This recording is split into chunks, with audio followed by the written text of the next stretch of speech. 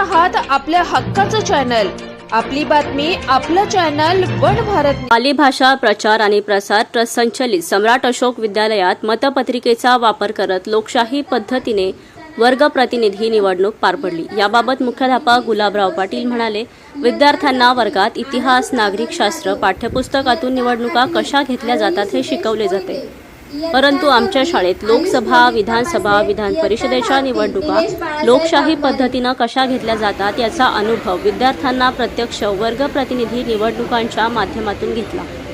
एक मत किती महत्त्वाचे आहे, तसेच मतदार जनजागृतीचा संदेश विद्यार्थ्यांमार्फत पालकांपर्यंत देण्याचा प्रयत्न केला, असे मुख्याध्यापक पाटील यांनी सांगितले। उमेदवारी अर्ज भरणे, माघार घेणे, प्रचार करणे, मतपत्रिकेतून मतदान करणे, मतमोजणी आणि निकाल जाहीर करणे असा प्रत्यक्ष अनुभव विद्यार्थ्यांनी घेतला। मतदान अधिकाऱ्यांपासून ते निकाल जाहीर होईपर्यंतची कामे विद्यार्थ्यांनी केली। मतदान निवडणूक अधिकारी म्हणून अभिलाषा कदम, समीक्षा सुपे व रिद्धी कदम यांनी काम पाहिले।